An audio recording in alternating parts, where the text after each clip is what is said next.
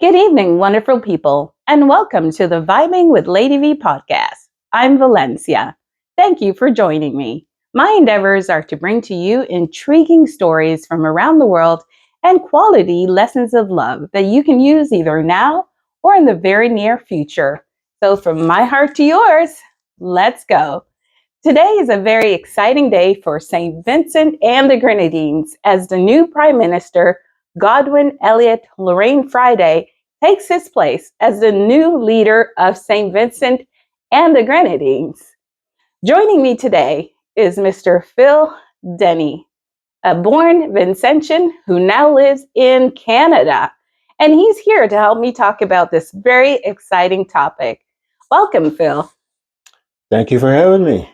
How do you feel being a Vincentian living in Canada about the new Prime Minister who has now taken his seat in office in St. Vincent and the Grenadines after 25 long years?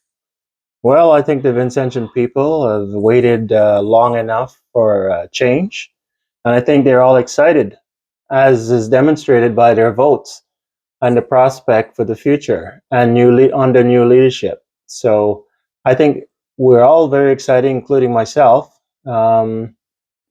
We just trying to imagine the possibilities at this point. So we're all excited. And how do you think that Prime Minister Friday will fare compared to a long history of influence and pretty much a history that the former Prime Minister Gonzalez have left behind? Well, I think at this point, he's had 25 years to prepare, and we're all very optimistic. He genuinely is a nice person. He happens to be a neighbor of mine as well, and I knew him, had some, growing up in the island. So he has a lot of plans. I've actually spoken with him directly about several of those ideas a long time ago, coming across in the ferry. So I think he will do just fine as a prime minister. He's shown that he's got the tenacity and he's willing to persevere to this day. And I think it's a well-deserved win for him. He'll do well. Thank you for that. Now, prior to the election, Prime Minister Friday did have three main points that he wanted to bring to the country if he were to be elected. One of those points is that he promised to pay for the CSCC and CAPE subjects for students. He also planned to eliminate fees attending the St. Vincent's Community College and to build a technological and vocational college of excellence at St. Vincent itself and to promote growth and education amongst the youth. He believed that expenses should not be an issue when achieving higher education. How do you feel about his actions and what he plans to bring to St. Vincent and the Grenadines? Well, I think it's very admirable, and he is a strong believer in education, as I believe all Vincentians are, because our youths are our future, and they're the ones that's going to be on the cutting edge, that's taking St. Vincent to the next level. But he's definitely has formulated several solid plans for moving ahead with education relief to be able to allow most students to achieve pretty much be all they can be, right? So St. Vincent and Grenadines is a small island nation, but I know with that as our forefront, it's a cutting edge technology. The school fees, of course, where kids can just focus on being excellent. So their excellence will take St. Vincent to the next level. So because that's where our next leader is going to come from, right? So we need strong education. He's a very staunch believer in that, and those are very, very admirable. And I think he has the ability to deliver on those promises as well. I know around the world, you probably have a lot of people that are still in shock that after 25 years, St. Vincent and the Grenadines finally have a new prime minister. There have been some that have been wishing for this for a very long time, and it didn't happen then. Fillmore, do you think this is the right time for a new prime minister to issuing new change to St. Vincent and the Grenadines? I would say absolutely. I mean, we've waited for this change for a long time.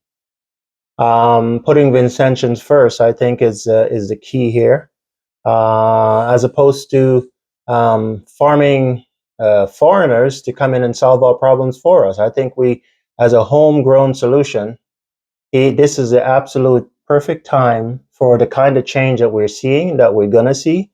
He's very charismatic. He's put a lot of thought into it over the years.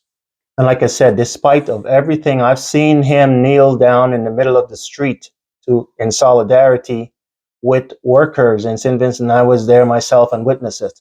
That's the kind of leadership we need, that will step out amongst the people, and education being at the forefront of all that, he would make it possible for the students or kids of St. Vincent and the Grenadines to get the education he thinks they need to take us into the future. One of his mandates are also to correct and to maintain infrastructure. So, creating roads and improving the jetty system and just having better modes of transportation and roads so that you can easily drive from one part of St. Vincent to another without worrying about bad roads and damage to your vehicle. How do you feel about that? Well, I think all Vincentians can identify with that, especially in Beckway, which I feel has been the most neglected when it comes to infrastructure maintenance. Now, I mean, I happen to be very passionate about that subject because I've witnessed it myself. And basically, you don't have to wait for an election to fix roads or to do what you're supposed to do. That's why you were elected, as opposed to using it as a club over people's head.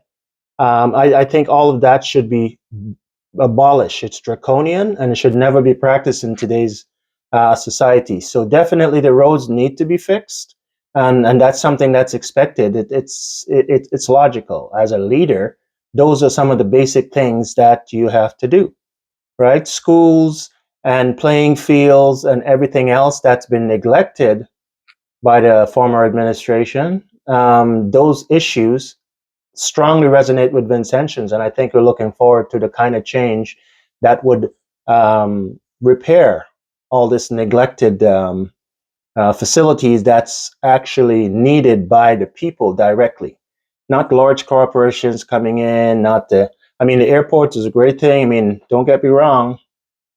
We appreciate the service to St. Vincent and the Grenadines that the former Prime Minister did. He did accomplish a lot, but it's time to pass that baton to new leadership for the future, right? We don't need kings or dictators. We need people who are forward thinking and people who will move us forward, right? So definitely roads are very, among some of the very basic stuff that should be, including police stations that's been neglected, simple communication, the filing system. I've seen it's I don't know. Like I said, I'm passionate about the subject and I don't want to get drawn into it too much, but definitely change is definitely appreciated. And speaking about change, there are some that are saying that Prime Minister Friday is going to be almost like the Donald Trump of the Americas. You know, make America great again. Well, Vincentians are hoping that President Friday, Prime Minister Friday, my apologies, will make St. Vincent great again. Do you believe that that's possible? I think it's definitely possible. However, that analogy with Donald Trump, I mean, I think we all feel very passionate about the fact that he's going about it slightly wrong. But with Prime Minister Friday, I'm sure he has a solid plan, which is on several occasions and in the memorandum as identified for making St. Vincent and the Grenadines great again for all Vincentians, especially the local people, because the Grenadines in itself generates so much revenue for St. Vincent and the Grenadines, but very little of it comes back to the Grenadines, right?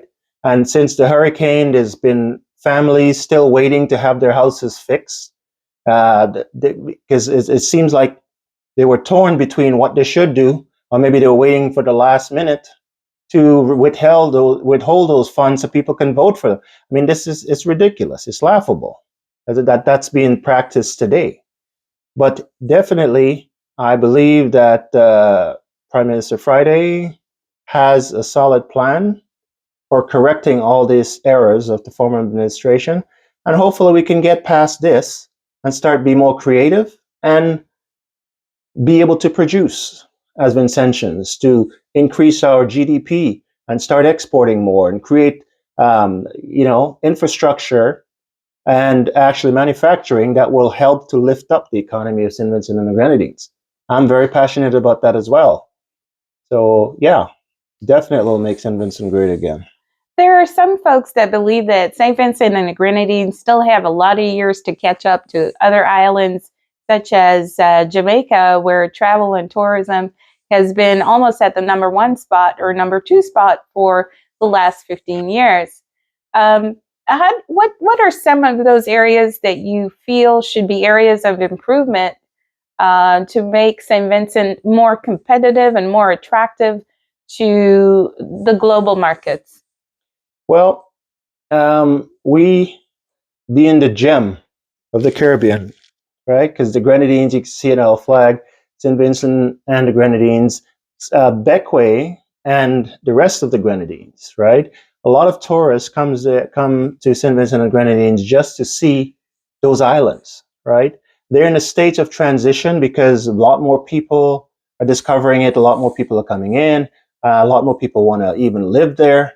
But we do have a lot of work to do in protecting our environment, protecting the wildlife, and doing more to preserve, right, that pristine scenery that attracts, so many tourists from all over the world over the years.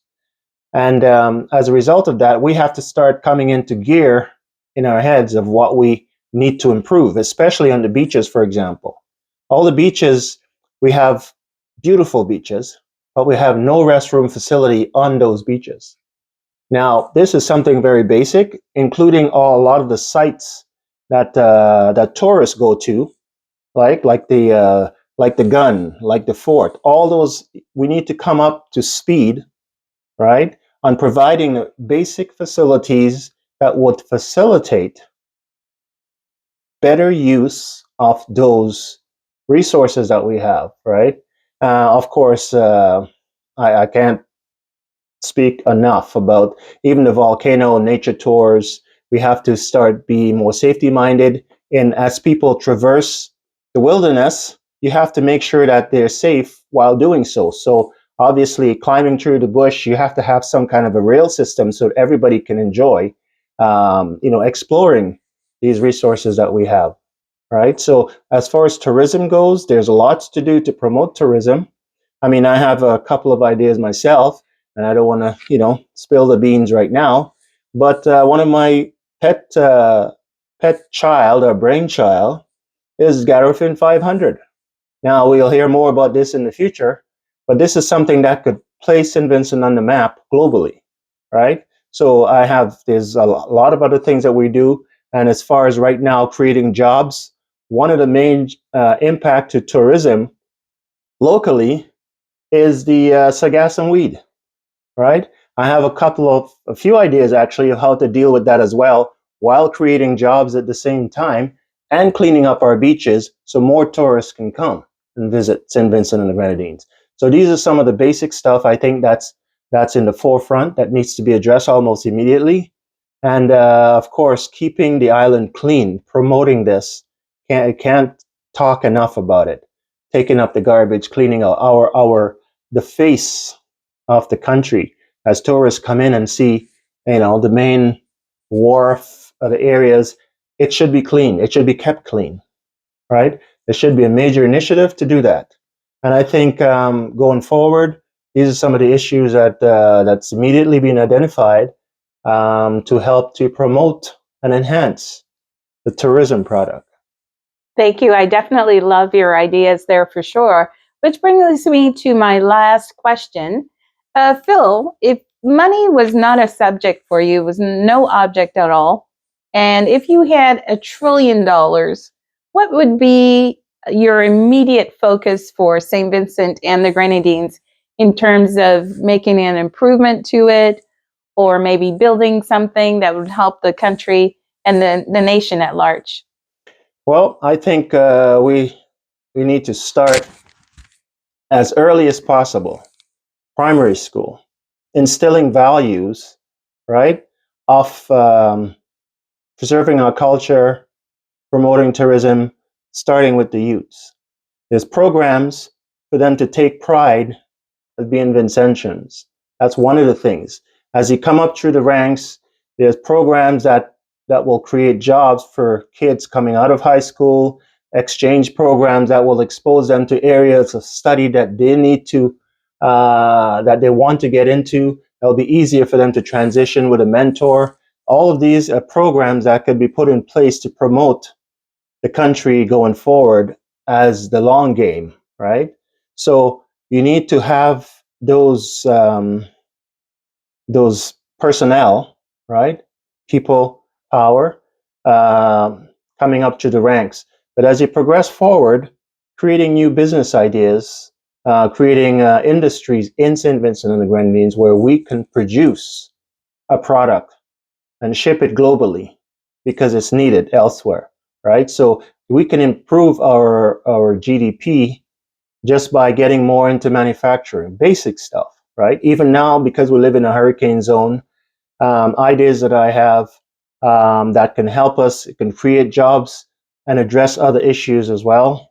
So if money was not um, an obstacle, there's so many things that we can do to spin it from the beginning to the end, right? Right up until we start paying, working, getting out of school, going to college, furthering our education, exchange programs where kids can actually go, like I said, and experience the field that they want to get into. We have a large marine industry in marine boat construction. That's a dying art because everybody that knew how to do it has passed on, and that art is not being promoted. So that's one of the areas I would focus on because we're an island nation. Anything that comes to the island, most of the islands, come by boat. We have to preserve that. We also it's also where we play, so we can promote other sports on the water, right? So that other people, other like kayaking, for example, sea kayaking, international competition quality kayaking, right? Because we have the venue for it. It will test your skill levels from beginner to expert, right? So all of that would be tested within. Again, I don't want to give away too much of the beans, but yeah, we have the venue for it. That's great. Yeah. That's fabulous ideas. I know that you are a pilot, and I thought that you might say that one of your endeavors would be to maybe build an aviation center or a school for youths where they can also learn and train to be pilots. I'm sure you would love to have a lot more Vincentians as pilot listed around the world. Absolutely, and that is something that I've actually discussed at the time with the leader of the opposition, who is now the prime minister. I discussed this very topic with him, and he was very keen on the idea of having a flight school at the airport in Beckway, because basically that is the venue is perfect for it, right? So as new Vincentians coming up that want to get into aviation, a flight school, I think, in Beckway at the Mitchell Airport in Paget Farm there. It's like, it's a passion that I also have, right? And I'd love to put programs in place that would be able to attract kids to aviation, because I think it's needed. It's something in the future that we're going to be very dependent on. Like, for example, the Maldives. The Maldives depends on seaplanes, right? To be able for rapid transit, for medical emergencies and that sort of thing, right off the water. We haven't even considered it because we thought the first thing that comes to our mind is something negative like drugs. There's so many other benefits to having a seaplane operation in St. Vincent and the Grenadines, being an island nation that we are. rapid, expedited service to the Grenadines. That doesn't mean the ferries are not going to get their fares, because we still need to move bulk stuff. But if people need to go from A to B quickly, like a medical emergency, that will cut the time in almost by 2/3, almost, getting from A to B in St. Vincent and the Grenadines from the water. So this is, again, another one of my pet projects that I feel very passionate about. I've always talked about it over the years, and I think the time is right now. That's one of the elements that would be able to move St. Vincent and the Grenadines a little further into the future, while tapping in and training our own Vincentian children who have the aptitude for those sort of things. Maybe kids that are at risk right now can have a different perspective and different opportunities that would allow them to go give them a little bit different, options.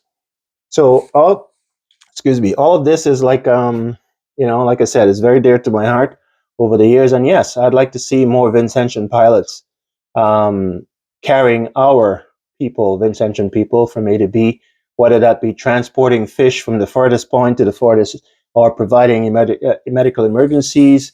If there's a disaster in the water, they can respond. Our area of the Caribbean, I think, is ripe for these kinds of changes. And I think we have to have an open mind in how we approach it, and to implement those programs that will be able to assist our youth in this endeavor. So, yeah. Yeah, absolutely. I see you're wearing your yellow hat this evening. Is that symbolic for St. Vincent and the Grenadines and the new strides, the new tide has landed on St. Vincent and the Grenadines with the new Prime Minister-elect, Prime Minister Friday. Absolutely. So with that, that's all the time we have for today. We'd like to congratulate once again St. Vincent and the Grenadines on their new Prime Minister after 25 years, Prime Minister Friday. Thank you, everyone. All right.